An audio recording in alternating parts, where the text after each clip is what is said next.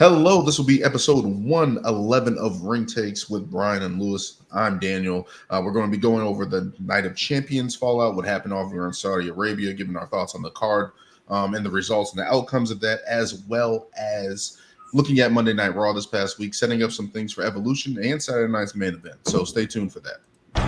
One, two, oh my gosh, so close. He kicked out. He kicked out. He kicked.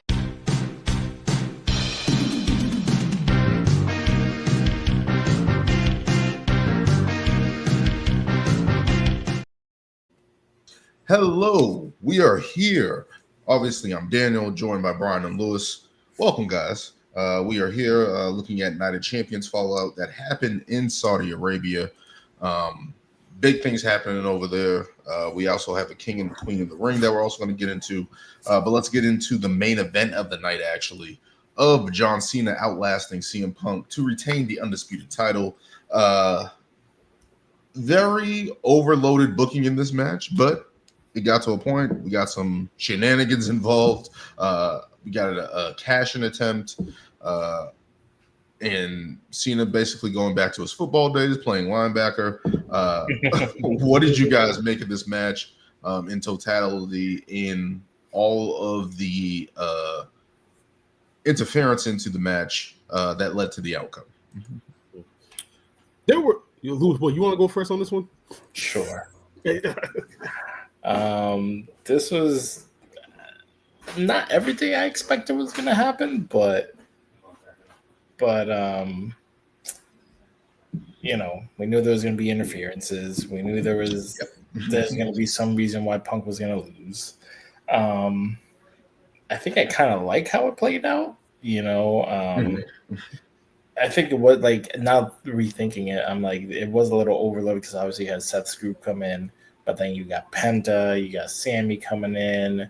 I did like the little twist of John just crap out of one of the refs and literally almost taking him out. But is that Charles Robinson? Yeah. Who's always known for running down to the ring, that long WrestleMania run that he usually does. Exactly. Did it at Saudi and got taken out by John Cena. Did the Monty Brown pounce. Basically. But yeah, I don't know. Even at some points, it almost seemed like they were slowly turning John Cena back into a babyface, like the whole handshake spot. And I was like, oh, really? But then, of course, they do the whole zoom on the face, like we're going back to, what was it, Elimination Chamber? Like, really, is something else going to happen? But no, it's still more the same. But I mean, I like the way it went. I'm glad Seth's still not champion. But it also makes sense with also just screwing Punk and all the story there and all their history. So I mean, it was solid to me. A little clunky, but you know, still did what it had to do. There were so many layers to this match. There were so many layers. There were so many callbacks to certain things. I do agree that similar to, I think I had made this comment after Backlash with the match with Randy Orton, with how convoluted that was too. And I think I made the statement that all of John Cena's title matches moving forward during this heel run are probably going to be all just like this, just a whole bunch of convoluted finishes, a whole bunch of run-ins, a whole bunch of hoopla. Because initially, before all the run-ins, the match was very solid. It was what you would expect from both of these guys at this point, you know, in their careers. I mean, obviously, 14 years removed from that Match of the Year classic that they had at in 2011. So obviously, all those years, all of those mileage is all going to. Talking about the SummerSlam, right? When Alberto Del Rio came out. I'm talking about before that. Yeah, before that. I know. I mean, but even that SummerSlam match was good. It wasn't as good as Money in the Bank, but it still was very good. So yeah, you're talking about 14 years removed, all the years and mileage. So obviously, the match was going to be what it was. I mean, like I said, I thought it was very solid before all of the run-ins. I kind of was when Seth Rollins kind of came out. I kind of was a little like psychologically. I was just kind of thinking like, okay, He's coming out here with all of his guys. Doesn't look like he's going to cash in. So what the hell is the whole point of him being out here? Mm-hmm. And then when he cut the promo on Monday Night Raw, he kind of cleared it up because fans were speculating about that, and he had said that, well, months ago I had said that as long as I'm still breathing, CM Punk is never going to win a world title. So it's like, oh, duh. That's why he was out there. So obviously that made sense. I know a lot of people thought it was hilarious when Penta came out and started doing his walk. Instead of running into the ring like he was supposed to. Me personally, I think that was Braun Breaker's fault. You saw what ended up happening with Sammy coming out, and then they keep brawling. Then Penta does a dive off of the stage. So obviously, he was doing that because obviously what they were doing was going to end at the top of the stage. So Braun Breaker was supposed to meet him in the middle of the ramp sooner. So I think he was just doing that to kind of, I guess, signal to Braun like, yeah, I just came out. I mean, come on, man, come on. But all the run-ins kind of made sense, and everything made sense for everybody coming out. It was just a lot of it. I thought Penta should have been the end of it. I mean, once Sami Zayn came out, it was just like, damn, we might as well let the whole locker room come out. Everybody's just coming out there. Everybody should have Randy, Cody, everybody else right now. At this point, you might as well. I don't know why Jey Uso wasn't there. Like, and everybody should just came out. Yeah, just have everybody come out. R-Truth, everybody. But the fact that they alluded to John Cena possibly being a babyface again a couple of times, I wonder if they were doing that to kind of test to see, like, should we switch him back now at this point? Now I know I know Daniel, you have said that at this point ain't no need in going backwards because you kind of already put your foot down and said John Cena's a heel now, so you can't go backwards. But I think they teased it with that to see, like, okay, should we go backwards now? Should we go back to John Cena, because clearly this heel thing is not working. But I think that's what they were doing. But in all totality, as convoluted it was, everything made sense, and the match itself was solid. So it was a good main event. I thought it was solid for what it was. We kind of know what we're going to get out of John Cena at this point. CM Punk's a good partner to deal with in that sense, where he's always going to just look good and the fans are going to get behind him. I thought the match overall was good. I thought the false finishes were good. CM Punk was kicking out, John Cena kicking out. Just a good callback. Like, we're going to get all the throwbacks with these two guys, and we knew what we were going to get. The interference from Seth, I thought it was a good way to get out of CM Punk looking like a weak in this outcome, right? Because he's had this beef with Seth Rollins for so long. It makes sense for Seth Rollins. Now, if Seth Rollins actually came in and tried to cash in and actually cashed in, that would have been a different story. You know, he would have either lost that opportunity or whatever the case may be. But I thought it was a good way for WWE to get out of this with an actual story and to continue to go forward. I thought that was good. The thing with Penta is just funny because Penta was just up there, and I saw the thing on Busted Open Radio. I can't remember the guy's name, but he was pissed. No, it was Dave LaGreca. Yeah, no, their host. He went off. He went off about it. I was like, what are you doing? The thing is, I got all the respect in the world for Dave LaGreca. I know it's all just passion with him whenever he goes off like that. But even in that moment, I'm just like, yo, dude, you do realize how that ended up, right? It ended up with Penta doing a dive off of the stage. Yeah, he was supposed to run into the ring. Like, so obviously. That was funny. That was funny. But just to get that impact and all those guys in there, I thought it was a good way to do it. John Cena tackling Charles Robinson, I thought was a good touch, you know, because he's also protecting his title in that entrance, in that with potentially Seth Rollins coming out. So all that stuff happening made sense. They got it to work. And I think that's the main thing with this storyline, is that it wasn't even though it was a smallish finish and all this crap happening at the end, it made sense within this story that they're trying to tell. So therefore, I'm fine with it. Whatever they did to get the match out the way and get John Cena to retain, continue this story with CM Punk and Seth Rollins, awesome. The story with Sami Zayn and Penta and those guys kind of fighting this group of Seth Rollins. They still don't have a name, which I think is just, in this era of marketing and selling merch and all this stuff, how don't they have a name already? As monumental as all these guys are. Seth Rollins. I don't get why Bronson Reed. That has me thinking that that the formation of the group is not complete. Like there may be another person, because if they don't have a name by this point, then that has to be the only reason. Why not? But you also we also mentioned this last week. Look at Solo's group; they never got a group name. So are we like just doing away with factions now? It's just like these guys are just together, and it's just like. But my thing with that is that WWE has always sold merchandise of teams and factions. Like they've always done or even just like created like a random ass team name out of nowhere. I mean, random name generator on the internet. Even random tag team, like Airboom, Awesome Truth, Awesome Truth, Rated R, Rated RKO, like they just merged the names together, something, but nothing with this group.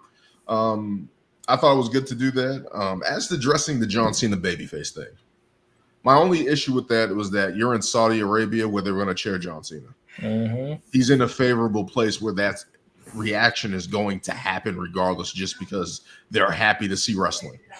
You know what I mean? So I think that's a very... To not test it in America at first is the issue with that. Like, so it's for them to actually turn around and actually try to make him a babyface right now. I'm just like, no, just keep him as a heel. Just keep him as a heel for whatever worth it is. But I thought the match was pretty good. It got the ending conclusion that we all thought. We all picked John Cena to win. I thought it was a pretty good match. I didn't think it was anything bad. I thought it was pretty good. So we got developing storylines out of it. So it was good. Let's keep going on to other things happening that night. We have new King and Queen of the Ring. Cody Rhodes defeated Randy Orton in his matchup in the finals, and Jade Cargill defeats Asuka in the Queen of the Ring finals. What did you guys think of those matchups?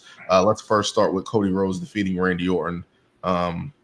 Student versus the teacher. So much going on in here in this matchup. What did you guys think of it? I love that Cody Rhodes match. Thought it was a great opener. Mm-hmm. They had a lot of it's. I think it's also kind of funny that you literally have Randy obviously using the RKO, and then you got Cody using the cutter. Yeah. That's what I instantly thought. Like, he's doing the cutter off the rope. Like, is that not the RKO?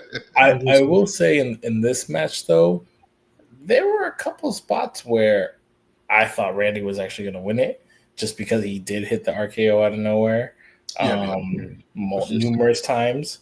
So there was a slight, I was like, oh shit, are they actually going to, because like they also hinted at, like, last year he was in the finals, now he's in the finals again. But him, undoing the turnbuckle and everything, even though they're like, oh, Randy's turning heel, I'm like, to me, Randy's always been heel. But he's in this he's in this era right now where he's just like, he's Randy Orton. He's Randy Orton. Everybody loves him right now. He could be a heel. He could do it, the most heinous things right now. People are still going to cheer the hell out of him right now. He's just that. It's like I don't know. It's like one of those weird characters where it's like he's been such a heel for so long, but now he's just adored by everyone. So it's like, you can do whatever the hell you want. We'll take the babyface Randy Orton. We'll take the kick in the face Randy Orton. We'll take the skinhead Randy Orton. Any Randy Orton that we have is going to get cheered. Exactly. And just right now, he's just like in this, like, I don't know, it's like this golden era of just like, yo, I'm just out here having a good time. If I can still go, I'm going to go, but I don't know. I do hope that we get another, like, full-blown heel run, like either Randy screwing, which I think is probably going to be part of it, either Randy screwing Cody at SummerSlam, or either integrating himself into that match, which I don't think would happen, but he's going to play some type of role in this whole Cena thing and so. But overall, great match. They put on one heck of a performance, but I definitely want to see what they're going to do with Randy after this. I echo Lewis's sentiments. It was a great match. All I know is that as a result of this match, somebody is turning heel from this match. Somebody is one or the other. It's either you're gonna have a heel Randy Orton again, like a lot of us have been requesting for a number of months now, or finally, because Cody had alluded to it at Fanatics Fest a couple of weeks ago, that this babyface run is we're kind of reaching the end, and that eventually he's going to turn. And now that we're getting Cody and Cena, people have been booking that double turn, maybe. So you mean he's gonna finally sell his soul to The Rock? That's what you're saying? No, I don't know. I don't think they should do. I definitely don't think they should do that. That's the only way he can turn heel. No. You know what's funny? No, because they had that when they had that first main event match, everybody was booing the fuck out of Cody Rhodes already. So that's already going to be there. And I think it's still there. So technically, you're already going to have the audience against him. So if he does flip the script, I do agree though. You kind of do need a reason for it. The only reason that it happens is The Rock gets him to sell his soul to John Cena. Yes. What I was gonna say is that there's a different feeling to Cody, to this chase for Cody. Like it's like he took some time off after Mania. We've had this heel John, which has been wonky at best or whatever. Half and half. Parts good, part bad. But. And I probably asked you guys, I was like, do you really believe that Cody will dethrone John Cena at SummerSlam? Which I really don't think is the case. And if it is the case, I feel like him winning just in general, I think this is where we get the fans are like, this story is not as good as the last story. Even if we're even going to call it a story, I guess. But it's like, how epic that chase was. We got the year title run. I don't know if we really want to see that again so quick, which is where I think if he were to take it off Cena, especially, early on before his actual retirement date, I feel like that would actually cause a lot of fans to turn on him. I don't know. Just organically, not right now. This is why I don't think he's going to win at SummerSlam, because Cena still has this August, September, October, November, December. I don't see him losing it until the very end, honestly. Yeah, he shouldn't lose it to the very end. So, if you get to the very end, then it's gonna kind of be like, okay, who's it gonna be? Because eventually we'll come into this the last month of the year. So this next match, he's definitely losing. So yeah. You still want to kind of have some mystery or mystique. I still have my thoughts of John Cena should go until WrestleMania. I still have my thoughts. That makes no sense. I mean, it's not happening. I know it's not. You know as well. Let WrestleMania 42 be the end all be all. I don't know your why career in December. I don't know why they wouldn't let John Cena finish at Mania. I mean, maybe he has another movie or something like that, but it's just like, why not 3 or 4 or whatever? End this at the biggest stage of them all, but whatever. I mean, I don't see Cody turning heel now, or if that's the case, if he wins at SummerSlam or whatever the case may be, it's just like, are we really going to start liking John Cena in this run? Even though people don't like the heel turn, like, are we just going to turn around and start liking John Cena? Because he's still going to be around after that for 4 months, 5 months. But let's say SummerSlam, or let's say Cody just gets screwed. Let's say like Randy costs him the match, and then we get another full blown Randy Cody feud for a few months. I'm fine with that. Whoever is gonna, maybe. I don't know. They put somebody else to face John a few more times towards the end of the year, and then I even say if you put Cody at the end to dethrone John at the very end, I could still see people being like, really, like, not really, but like, I don't know. Maybe that's just how I feel. It's just like you really need another Cody Rhodes run right now. You know, it does this feel like we're just giving him the title again. You know, it's like let's give it to somebody new, and that's where you get the like, we're tired of Cody, and then he's like, oh really? Like you guys supported me this much for so long. Now you don't care. Now you don't want me. I can see that kind of being like the catalyst for a heel turn. I would just love them to do. I would just love them to do a fatal 4-way, whatever John Cena's pay-per-view in December is.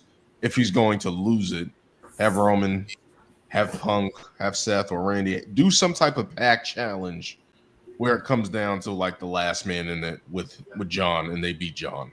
I don't know who it is or whatever the case may be, but it's just like do something of that nature because then we all that builds more intrigue of who's going to actually win in that match. And I know that's kind of similar to the Royal Rumble. I know it's kind of similar to Elimination Chamber, but at least that way you have a little bit more intrigue. You have more people to work with in the ring, more stories to tell of why everybody needs that championship. That will be the outline for me for that going forward. But I don't know what we still got to get through SummerSlam. Put John Cena in a gauntlet match. And going back after the other. Yeah. And going back to the actual match in question, you saw like I don't know if you guys noticed it, but I saw a lot of like aggression coming out of Cody, kind of like little things that he was doing to kind of maybe prelude that he might be turning heel, like little things like the end of the match where Randy Orton introducing taking the turnbuckle cover off, but then Cody using it to his advantage, like directly using it to his advantage. Little things like that that they're trying to show in order to kind of show that Cody is trying to slowly turn into that dark side. So I mean, I like when they do those things. Looking at it from that point, I'm just like Randy brought the chair in. Randy exposed the turnbuckle. You know what I mean? Like, I know that's why I'm saying that regardless of the result of this match, somebody is turning heel. One or the other is turning heel. But we'll see what happens with that. All right, let's move on to the women's side of things. Jade Cargill overcoming Asuka to win Queen in the Ring. We all picked Jade to win this as well. What do you guys think of this matchup and what's going to happen going forward? People really need to leave Jade the fuck alone. Like, seriously. Like, I didn't want to say this. Hold on, bro. I didn't want to say this, but overseas, do they like black women overseas? I don't know. They booed the hell out of Bianca Belair. They booed the hell out of Jade. What's going on? like this match with Asuka, to me, was like I said, solid. It was very good. Yeah. It wasn't as bad as everybody is saying it was. I don't know what people were expecting to see. I don't know if they were expecting to see another Charlotte and Becky Lynch classic or something like that. But it was a very solid match. You clearly saw both women's strengths in the match. Asuka being the striker and Jade kind of utilizing more of her power. Like, you saw their strengths. It was a very decent match. I think apparently this was a dream match for Jade because Asuka was actually somebody that she really wanted to work with. She had talked about that in the podcast. It was a very very good match. I know some people were kind of laughing at the finish because they saying that Jade botched her own pin attempt. Yeah. But come on, that's a nitpick though. I mean, come on. Everybody ain't Will Ospreay, like I always say. Like it's just not. But it was a very good match. I'm glad that they're finally kind of pushing Jade in so strong. Mm-hmm. Like I said, it's not a coincidence that she's winning Queen of the Ring and Naomi has the briefcase. Like that's where they're going. So maybe like, yep. And honestly, at this point in time, Tiffany Stratton, morale wise, has definitely soured as the women's champion. I think we're all ready for a change now at this point. I told y'all. I told you guys. I said it here first. I said it. And that's the thing. I don't know if it's because they've had this feud with Nia so often now that now people are just like, that just How like turned off. often? Well, let's be honest about it. Let's be honest about it right now. Let's That's been her main feud, though. How But her only feud, if you think about how it. often has this been going on? We had the turn with her winning the cash in and stuff like that. Okay, we got the match. We didn't get this at WrestleMania, so they postponed it No. and moved it to SmackDown. We got a match that didn't finish properly. We got a last man standing match, a last woman standing match that Tiffany finally won. How much of that feud did they really put into? The story was there, but it didn't have the right build. It didn't have the right. I think After Tiffany cashed in, that's when the story kind of went Yeah. downward. Yes. After the cash in, it wasn't as hot. Yeah, And I but- told you guys the cash in was going to hurt her. And it But did. I think it's also what we said before. She's better as a heel, and they've made her a baby face. A makeshift She's been facing all heels. She faced Charlotte, who's getting booed out the damn stadium. You got Nia, who's just And I naturally said a it heel. before, why didn't Nia Jax win the Royal Rumble? I think we Charlotte all did said not need to that. win. I think we all said that. Yeah. Nia needs more accomplishments. I don't know why they. Honestly, that Rumble win was wasted on Charlotte.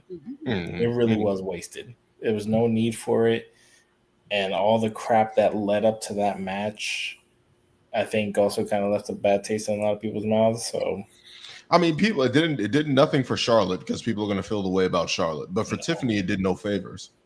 no, Mhm. because her character is a cocky heel, but against another heel, it's just like Her strengths aren't being shown. You're just taking digs at each other, and that's it. You know, it's like there's no Right. like, oh, where's the moral compass? Where's like Mhm. I beat you, or whatever, blah blah blah. It was just like more just literally just talking shit to each other and who can one up each other. And Mhm.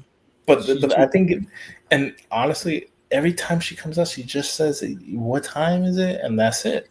That's all we get. Well, she's been miscasted for like 3 months now. That's literally what it's been. Yeah, literally. She's been miscasted for 3 months, and honestly, her character and demeanor. That's the reason why she's involved in this little mini controversy right now with what she said to that fan. That video that's going viral right now. Again, but that all draws together. Like, bro, she's a natural heel. Now we knew what she meant to say, but obviously because of her whole demeanor and her character is so damn heelish. That's the reason why it was interpreted that way. So you could tell that like the time is coming, and the title is literally going to be in a brand new feud right now with Naomi Jade and eventually Bianca. Mhm. A couple weeks ago, I think they put that feud on pause because they're waiting for Bianca to come back.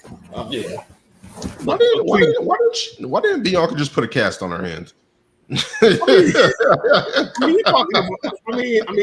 mean, the fingers. I mean, the hand is needed. So we talk about taking bumps, bracing your fall, and all that stuff. If you wrap it, Hey, didn't Undertaker wrestle in the Hell in a Cell in the cast against Brock with a Lesnar? broken hand, his whole hand was broken, shattered.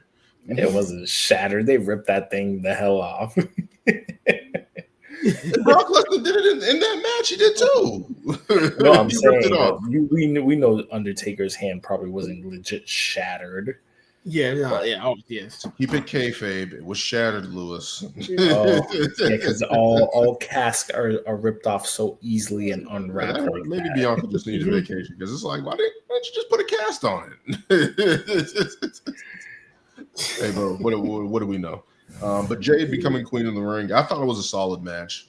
I didn't think it was anything great or anything like that, but I thought it was a good match to just get through. Asuka, again, as Brian said, Asuka showing her strength with the strikes. Asuka's over with the crowd. Everyone loves Asuka. I love Asuka.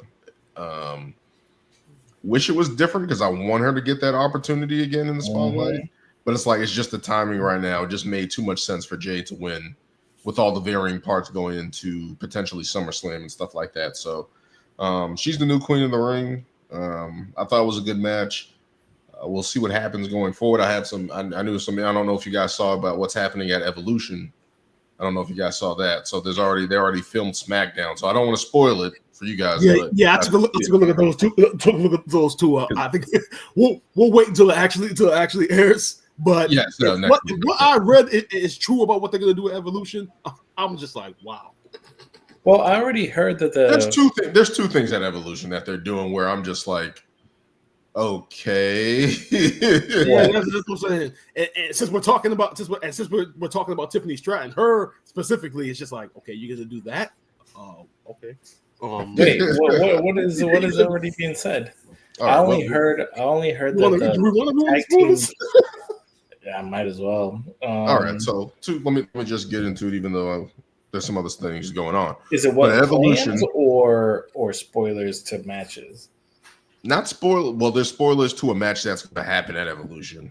Yeah, and then actually two spoilers because the match at. All right, so we'll get into it. I'll say it. So apparently on SmackDown, Tiffany Stratton's supposed to basically block Jade. What they're supposed to be setting up their feud for SummerSlam. But she's going to initially stop her and then challenge Trish Stratus at Evolution. Yes. Yeah. So apparently Trish is gonna be at SmackDown. I think like there was a report that came out that like she was at Raw, and since it was a double taping, so it made sense. Yeah. So Trish is gonna challenge Tiffany Stratton for the title at Evolution. Yes. Tiffany Stratton is actually challenging her. That's how I read it. Similar to what we'll get into the other match that's going to happen at Evolution. But then there's supposed to be a battle royale at Evolution that sets up for whoever wins it gets to challenge the champion at Clash in Paris. Oh, is that what Stephanie Vaquer was putting her name in for? Yes. Yeah, the battle royal. Yeah. Which is crazy because it's just like, okay, so we had the Queen of the Ring tournament. Now we're having a battle royale to determine who goes to Clash of Champions. And before that, you had Money in the Bank. Like, bro, literally, like every couple of weeks, there's a new opportunity. So when is Rhea facing Io? Is that SummerSlam then? That's Evolution. That's Evolution. Oh, at Evolution. Okay. So that is we don't have an opponent for SummerSlam yet for Io then, or whoever. Oh wait, or Rhea. Or Rhea. We don't know if Io is going to be able to retain that. Yeah. We'll see what happens with that. A lot of moving parts, and we'll get into Evolution in a little bit, but it's just like there's got to be a better build to these things. Evolution's just kind of been like a very pop-up-y Saturday Night's Main Event type thing. Yeah, it shouldn't be treated like that. It shouldn't be. So we'll see what happens with that. But let's keep moving on here. We got Solo Sikoa adding the United States title, winning his first title on the main roster, and adding a new member to the group. What did you guys make of this matchup and Solo coming away with the win? Now, if I remember correctly, am I the only one that picked Solo for this match? I think you guys both picked Jacob. Am I right? No, I think it's the other way around. We all picked Solo. Oh, we all picked Solo? Okay. All right. Yeah. I wanted to pick Jacob because I was just like, I think I was the one. I think I was the one that said because Tala Tonga, that's his name now. Mm-hmm. Because I did predict that he was gonna get involved. So before the run-in, the match was was good. It was decent. You definitely could see like the chemistry between the two, both being cousins. It was good. It was very, very good match. My only critique as far as the run-ins go is, did you really need to bring Tonga Loa in? Of course. You didn't need him. Of course. JC Mateo, having JC Mateo and then Tala Tonga with Solo, those three is enough. You didn't need to put Tonga Loa in there. Like I suggested, Tonga Loa should still be on the sidelines waiting for Tama Tonga to come back, and then you re-debut them as the Gorillas of Destiny as a tag. I get why they did it because it's a swerve where you thought, okay, these two guys, we're not going to get Hikuleo, and then he came out. It's just like because I get it, because now you're trying to like build Jacob, like obviously going through because obviously he's gonna need to go through three of these guys before he gets to Solo. So I get that. So I get that aspect of it. I'm just saying that. What's going to happen when Tama Tonga is ready to go now? Because because you're gonna add him to this group now, and they're gonna be this fivesome. It's just like, what are you gonna do? What are you gonna do with all five of them together? What can you do with all five of them together? That's why I They're felt gonna that. Bloodline to the Bloodline 3.0. Exactly. They're going to bring in the quadruple tag team championships. The quad championship. That's why I didn't want them to be another version of the bloodline. Literally, what it is if you add in Tonga Loa. At least if you take Tonga Loa out and you just have Tala Tonga and JC Mateo with Solo, those three, it's different. Now, but putting those guys in now, it's like, okay, it's another version of the bloodline. But like, that story is dead. That story is done. Whoa. Paul Heyman said we're only in inning number 3. He's in a different league at this point, so I don't know what he's got a whole new stable. Now. Which, by the way, when is Roman Reigns coming back? By the way, that's a name we haven't seen. It's got to be SummerSlam. It has to be. No, it needs to be SummerSlam. Yeah. We haven't seen him since the Raw after Mania, right? Mm-hmm. Yeah, that's been like 2-3 months. Yeah, he took his yearly time off. Yeah, so but but I just felt that like Tonga Loa was just excessive. I get what they were the story they were trying to tell in the match. Obviously, you know, Tala Tonga Hikuleo, he made a great impact. He's gonna be huge for them moving forward. It's gonna be very interesting how they book this feud moving forward, because it's looking like that Jacob's gonna have backup in Jimmy Uso, and again we'll go again. This is just like pretty much Bloodline storyline light. Like, I don't want them going back in that direction. Hence with Tonga Loa getting involved. It's like we're swimming in circles. Paul Heyman said we're inning number 5. It's like we're in overtime and we just keep it just keeps getting tied up, and we just keep going another overtime, and just keeps tying up.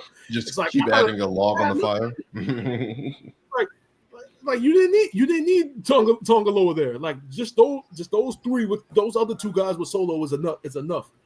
It's just, but other than that, it was a good match. Hikuleo was a big ass dude. I did not realize dude was and that's another thing.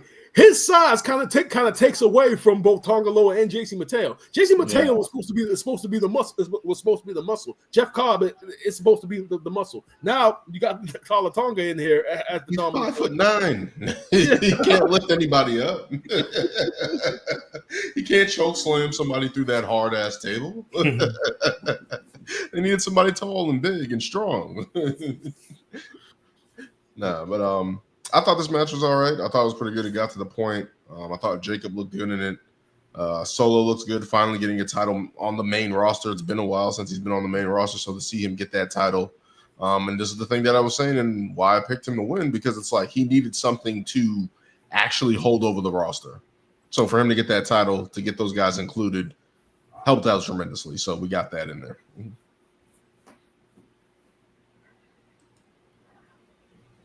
But we can keep moving on here. Solo picking up that win. Let's continue to move on to another match there that happened on Night of Champions. Sami Zayn puts down Karrion Kross for now, at least for now. What did you guys make of this matchup? I'll go first. It's pretty cut and dry. Yeah, it's. I don't know what they're doing with this Karrion Kross thing, but he can't even get a win when he's trying to manipulate people. It's like, when is he going to get a win? When is he going to? Well, didn't he also beat the crap out of Sami on Monday, right? Yeah, he did. He gave him. What are they doing with it? No, I'm almost thinking that tag team. No, why don't you guys want to tag team?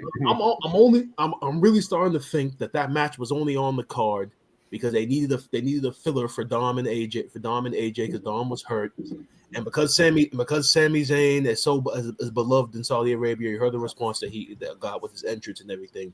I just feel as though that combined with the fact that obviously Karrion Kross has been over on social media. Mm-hmm. I think that's why they ended up getting the match, and they probably looked at like we predicted last week that they were going to look at it as Sammy's in Saudi Arabia. Yeah. So let's give him let's give Sammy the win. The match itself was very good. I kind of like I love the finish. I know a lot of people weren't a fan of it, but it was, to me, it was a very good finish of Cross kind of giving him a clothesline in the corner, and then like kind of talking shit to him, and then Sammy comes out of nowhere, hits his finish in the match, and the match is done. I like the way that it ended. Obviously, this feud is not done because we saw on Monday Night Raw that Cross attacked Sammy backstage, so they're definitely moving forward with this. So hopefully Cross is gonna get a win at some point. But like Daniel said, it was pretty cut and dry. It was a pretty standard match. Let's just get Sammy in front of Saudi Arabia. I love his entrance. I will say that. I love his entrance, carrying Cross. I do love. He has a good. Yeah, at least from that stage, he has a really good entrance. Yeah. So I just hope that because SummerSlam is and I keep forgetting SummerSlam is 2 nights. Hopefully they get another match. I don't know what type of stakes they'll put on it. I don't even know the reason why. I guess White Carrier would want just to get the win over Zayn at this point, but I don't know. They're playing him as like he's trying to make it so Sammy turns heel and stuff like that. Yeah, but it's just like, I would rather you get a win in that scenario than him turning heel. That's just me. But we'll see what happens with that, what they do with that going forward. We'll see what happens with that. But let's keep going on to Rhea Ripley ending her feud with Raquel Rodriguez, winning that street fight. I will say this to start things off. This is the best Raquel Rodriguez has looked on the roster, the main roster. That match, I thought this was the best she's looked in terms of physicality. She made Rhea Ripley look small, who's been towering over everybody since she's been on Raw. And I've said this, we've been saying this, who's going to be able to stand up to her, who's going to be her competitor, who's going to be her opponent that matches her strength-wise, XYZ.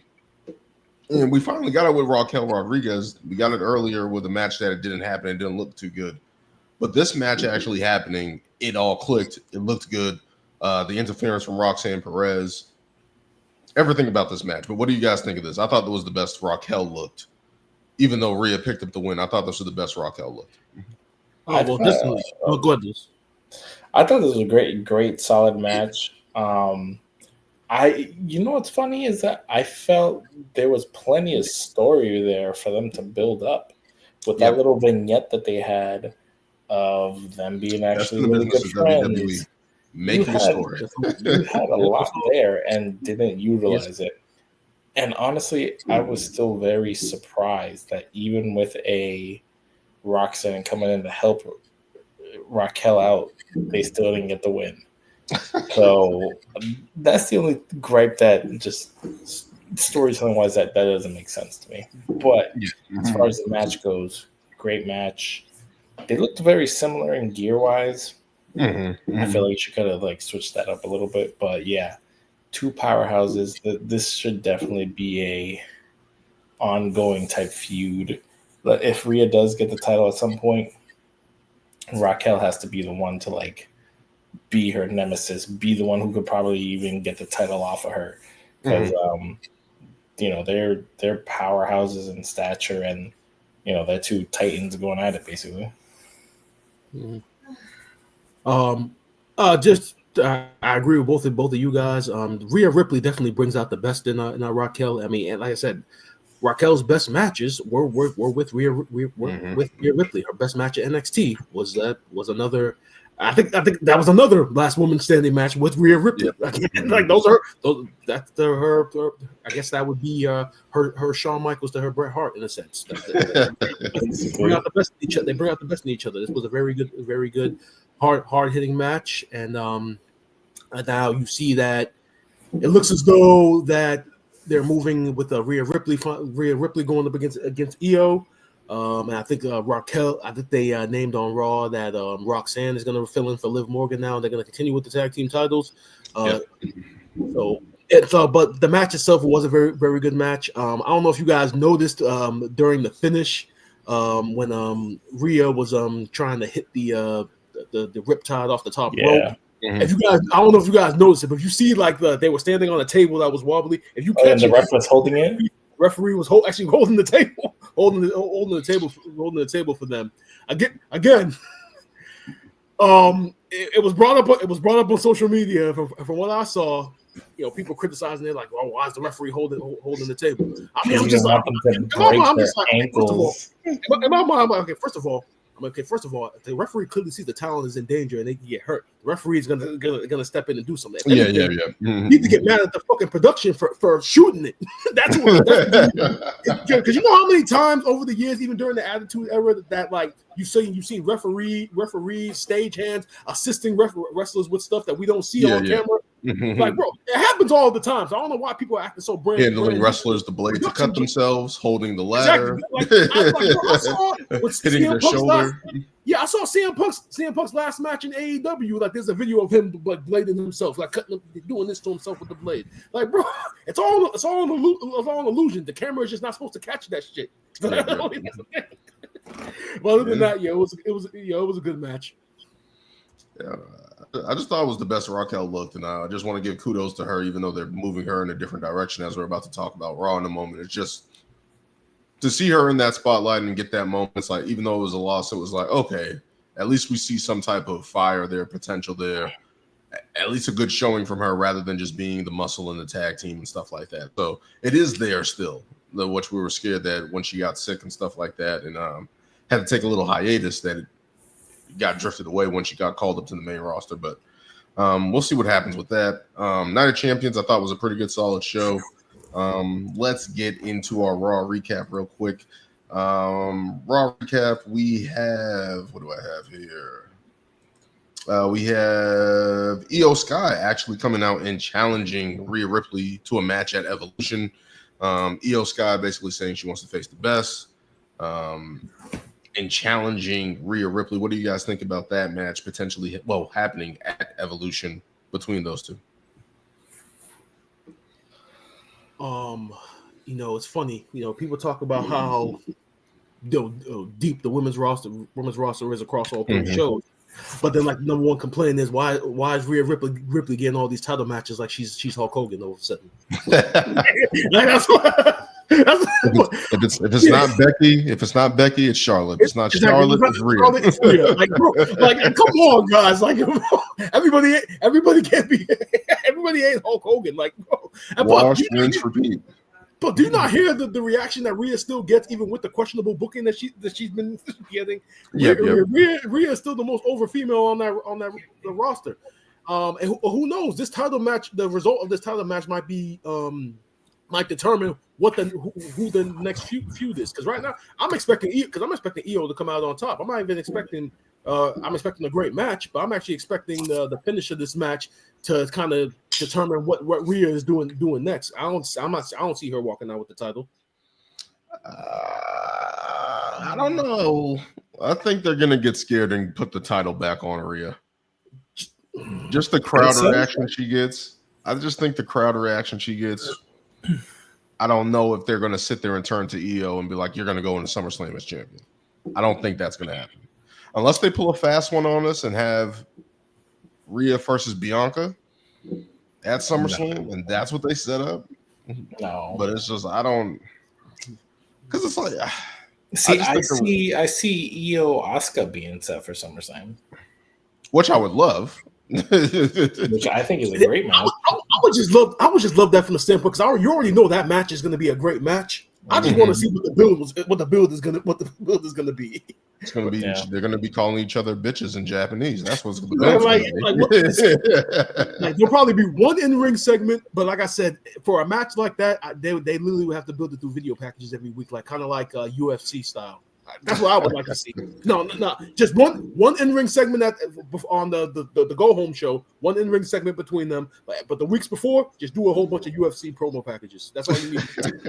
The name's already set. You don't need to do anything else.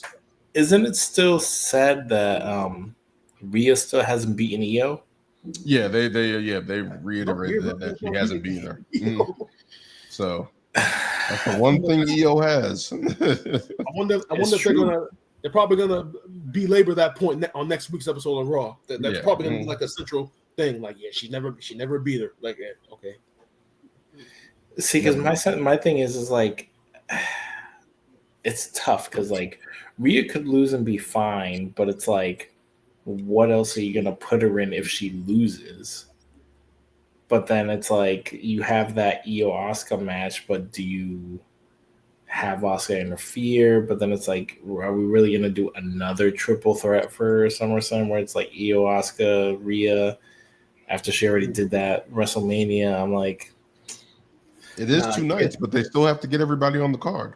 That's what I'm saying. Being there, actually watching that triple threat match, you can't just subtract Bianca with Asuka and think you're gonna get the same quality of match. That triple threat match was just next level. It was the perfect show. It was one of the best women's matches ever at WrestleMania. You can't just, as great as Asuka is, you can't just subtract her in there and then think you're gonna get the same quality of triple threat. No. We'll see what direction they'll go with. They're going to be challenging each other at Evolution, so we'll see what happens with that. Let's keep moving on. The Judgment Day. Finn Balor and JD McDonough win the tag team titles over the New Day in a great match. I thought this was a great match for Raw, which we've been questioning the tag team division and shitting on the tag team division and like, what are they doing? What are they doing? I guess they were just waiting for JD McDonough to come back. Yo, that shit came out of nowhere, though. That was so left field. Literally. I'm over here thinking that like somebody's gonna run in, and then obviously New Day's gonna retain. Like, that was just so random that they went in that direction with the Judgment Day. But like you guys said, that was a great match for a Monday Night Raw. Real quick. Are they legit the only teams left? Because I mean, we got besides War Raiders, American Made, and American Made. Yeah.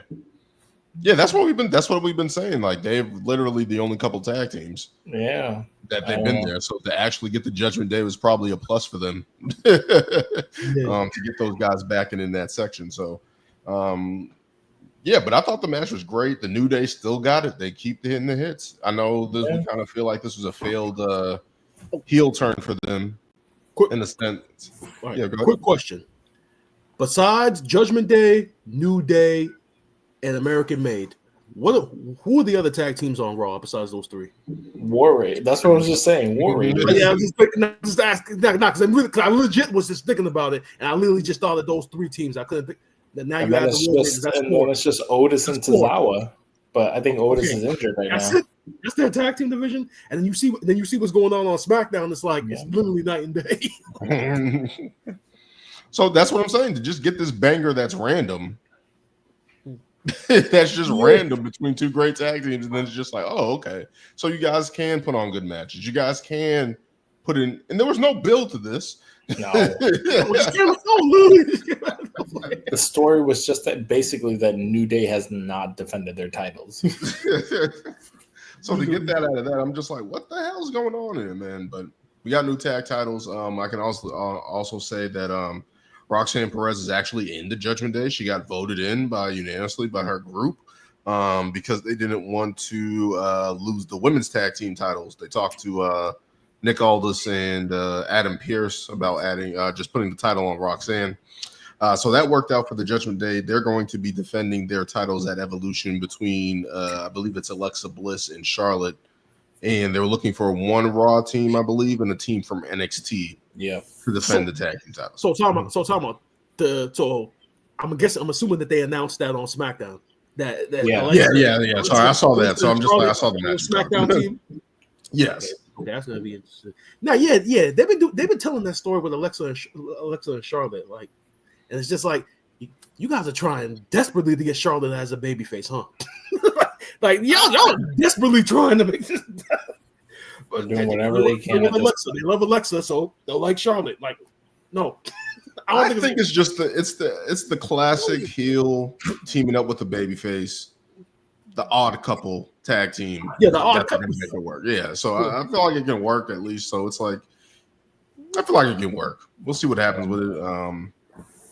Now the question is, are they going to take the titles off of Roxanne and Raquel so soon as her being entered into the Judgment Day? That's the question I have. But we'll see who the other two teams are in that matchup. Also, we have Rusev battling Sheamus. What did you guys think of this matchup as Rusev picking up the win over Sheamus in a battle from, I think this is Rusev's first match since 2014? I think they're facing off, so yeah, since back then, something like that. Oh, okay, since 2014. Because he did have a couple of squash matches. He had a squash match with Tozawa, and then another one. This is his first legit match since being back. I think they were talking about 2014 was the last time that him and Sheamus faced off. Yeah. Mm-hmm.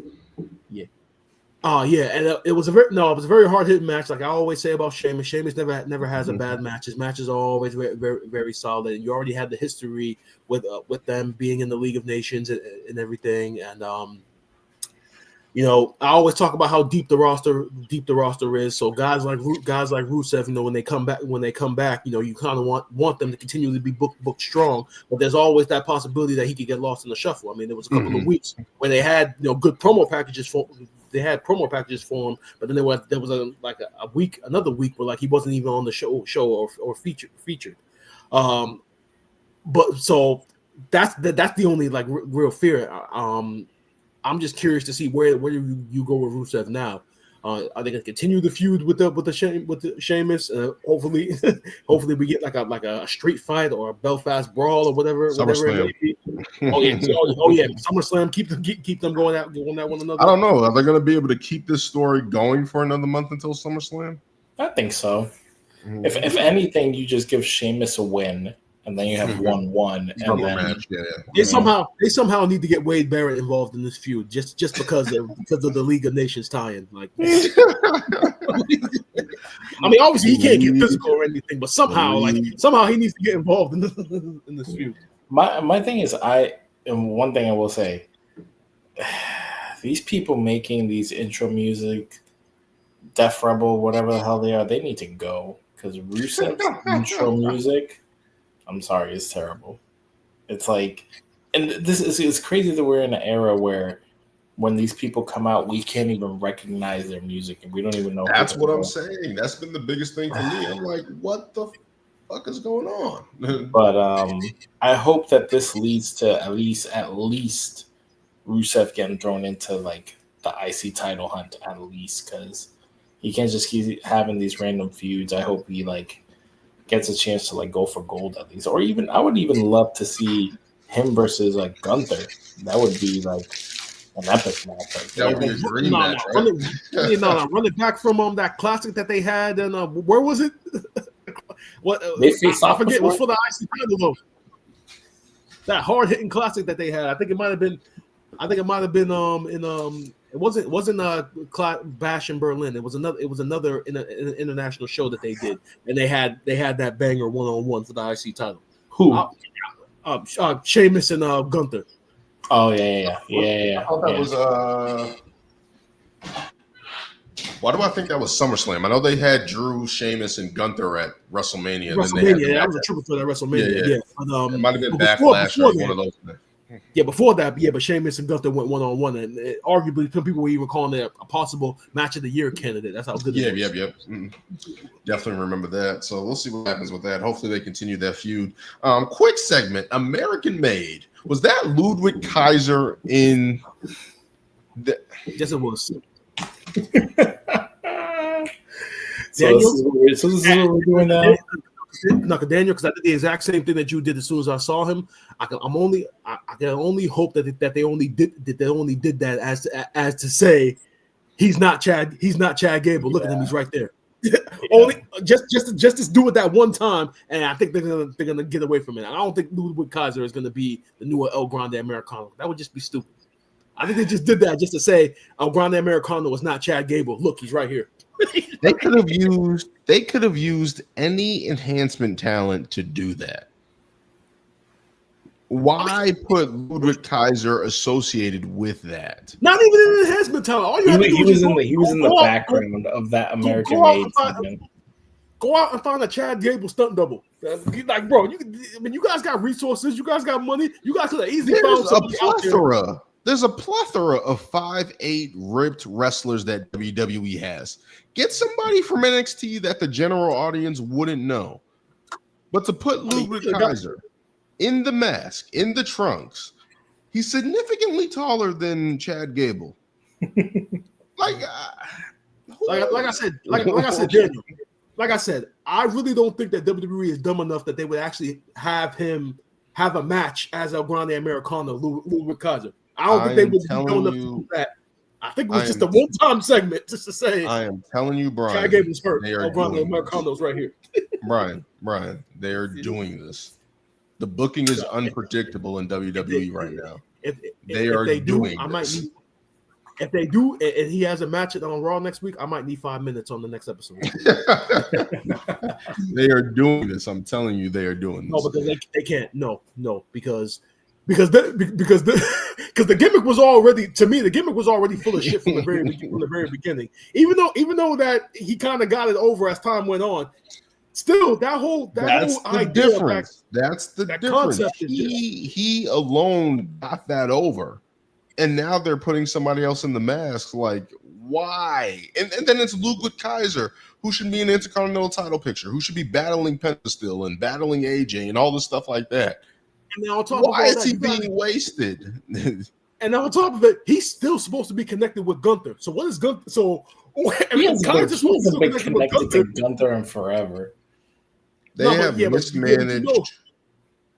They have mismanaged Gunther. They have mismanaged Ludwig Kaiser. Gunther's just so awesome that he's gonna just be over anyway, so he's gonna be okay. But Ludwig Kaiser should have just been his right hand man. Every champion has a henchman. Every champion has somebody that they rely on that helps them win, etc., etc. And to have Ludwig Kaiser not be there next to him, and then to have Ludwig Kaiser actually put on that mask made me sick. It made me sick. It wasn't funny. It was ridiculous. Like, oh no, we're not doing this. And I know Brian's trying to be optimistic and saying, hey, this is just a one-time thing. They're doing this. No, they can't though. They can't. No. Now that would be a very 100% Vince McMahon decision if they went forward with that and he starts having Nick Khan is running things. I'm telling you, he's Vince McMahon and Jays. No. That gimmick, like the success that gimmick has had has been because of the quirkiness of Chad Gable. Let's be real. Oh yeah, for sure. Yeah, exactly. His quirkiness is the reason why Grande America. It's worked at any capacity. Yeah. I'm telling you, he's hurt, right? He's hurt. How long is Chad Gable hurt? I mean, it is a shoulder. He had a surgery. He had shoulder surgery. Oh no! Like, bro, there was no.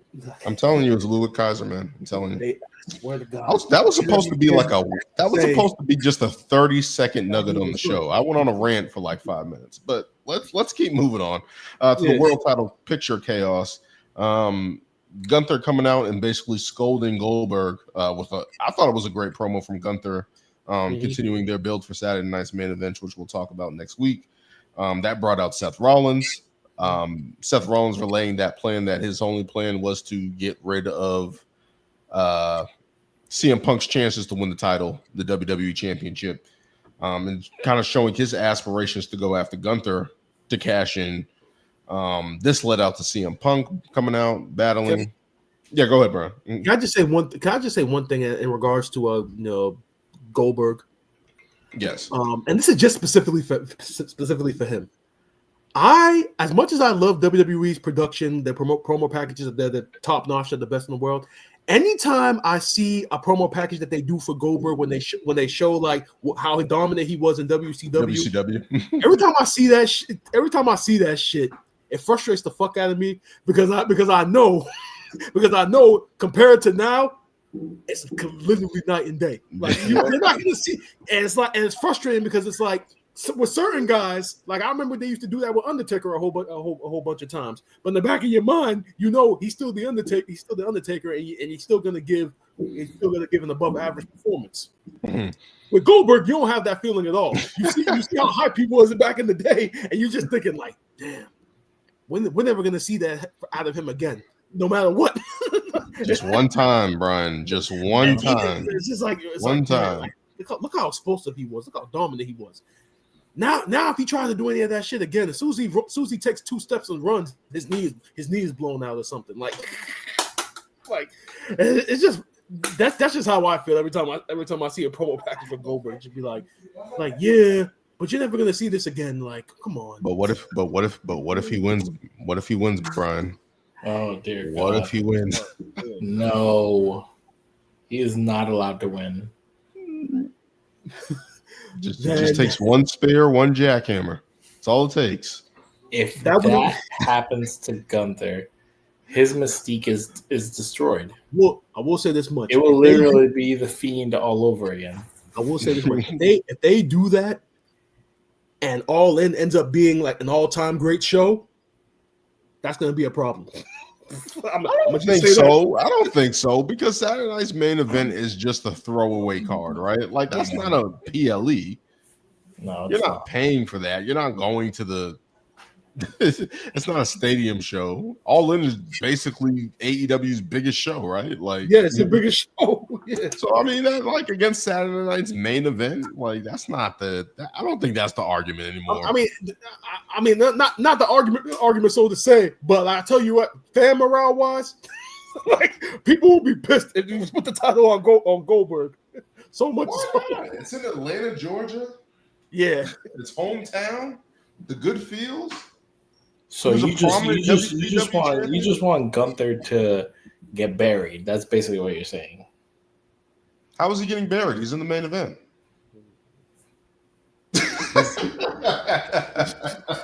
I'm done. Come on, guys. Come on. You cannot have someone as strong as Gunther lose to Goldberg. You just can't. You can't. That is literally destroying the next generation. Literally. Is it? Yes, it is. It's just destroying another indie guy, right? What's wrong with that? The man who has put in so much work in this since being here. Look, I gotta ask this question: how are you so positively optimistic about Goldberg, but yet you shitted on Pat McAfee when he was in the same situation? You talking to me or Dan? Dan.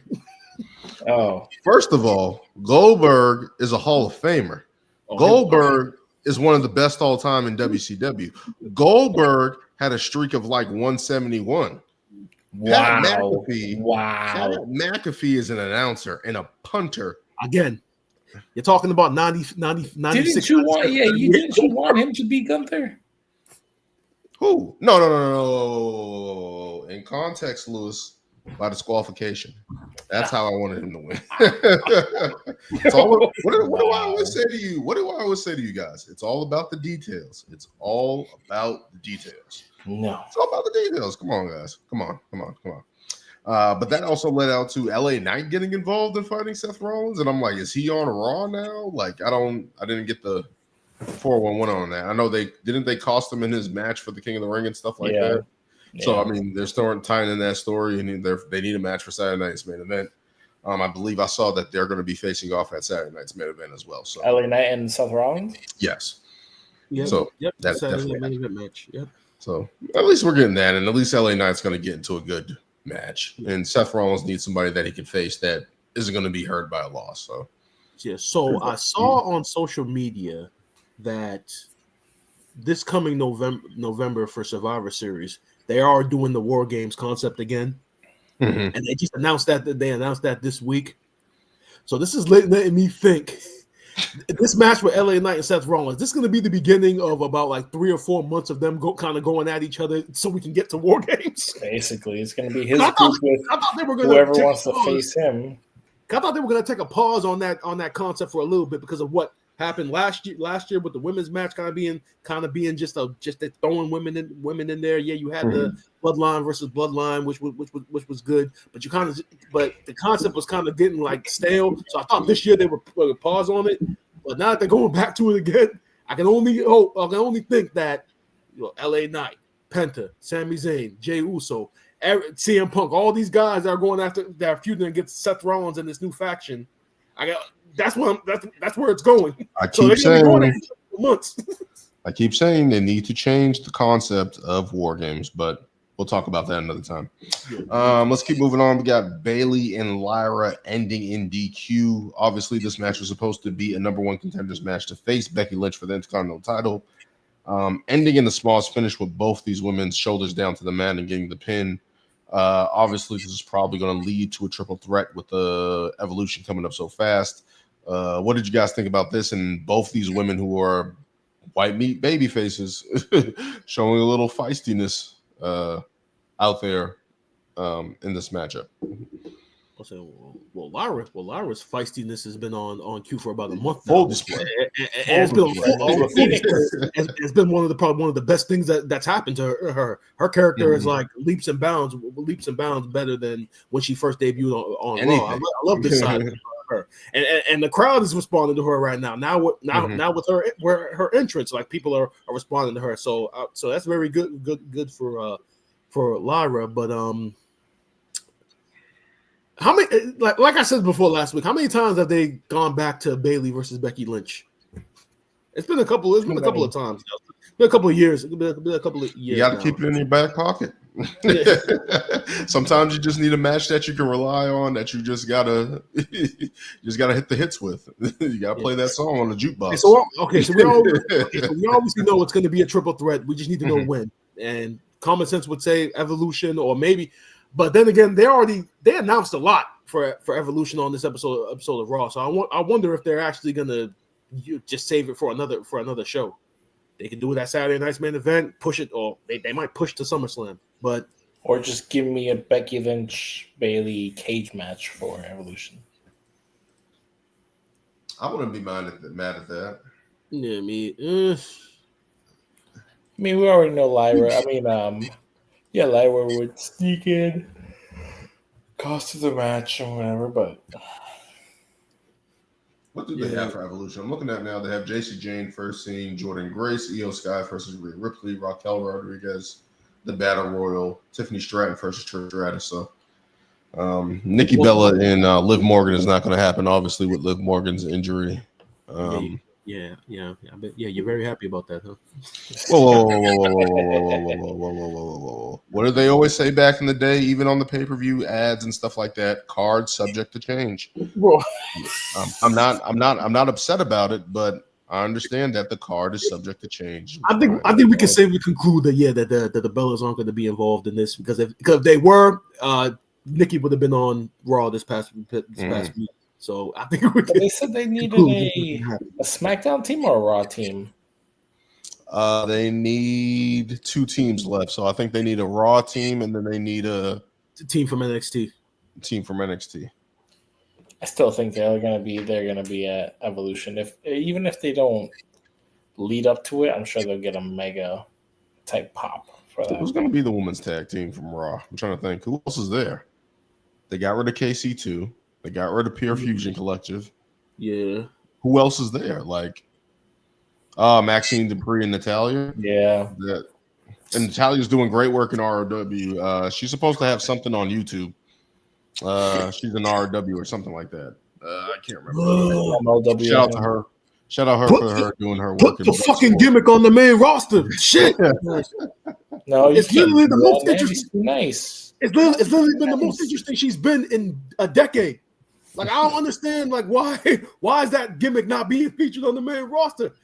People like the gimmick, like she's a badass. I'm telling you, this is Triple H. This is Triple H and Shawn Michaels' long-going feud with the Hart Foundation. Long-term booking. Long-term booking. The only reason I could see that them not doing it is because it is a very heelish gimmick, and they know if she does it on the main roster, people are going to cheer for it because they haven't seen her like this before. What does the Raw need right now? They need heels. I do. Natalia would be a great heel right now, causing havoc to Rhea Ripley and EO and those women. She would, but they're not going to pull the trigger. But we'll see what happens with Evolution. Finally, we have Braun Breaker and Bronson Reed picking up the win over Sami Zayn and Penta. Sami having injured ribs from that attack from Karrion Kross. Bronson Reed and Braun Breaker able to pick up the win. Sami taking the pin. I don't know. I don't know. This man just won 2 nights before and then picking up the loss here. I don't know. But we'll see what happens with this because obviously they got the post-match beatdown. And Jey Uso re-entered the conversation and coming back out and helping those guys stand tall at the end. I don't know where they're going with this, but I love the fact that Bronson Reed and Braun Breaker are at least picking up wins. So there's that aspect of it. So. And he literally got the biggest pop of the night. It's like the crowd was waiting for him. Because literally he came out at the end of the show and had the biggest pop of the night. Literally. The crowd was waiting for him. He's selling those sunglasses at a warm and great, guys. Come on. They love Jey Uso, man. They do. But we'll see what happens with Raw continuing to build to Saturday night's main event in Evolution, which will take place next week. So we'll talk about that next week. But that was our Raw recap. That was our Night of Champions fallout. We will be talking next week with a special guest, hopefully. We'll get the details out on that, as well as picking up and towards Saturday night's main event. So we'll talk about that next time. As for us, that's all we got for now. Remember to always kick out on 2, always keep fighting, and until next time.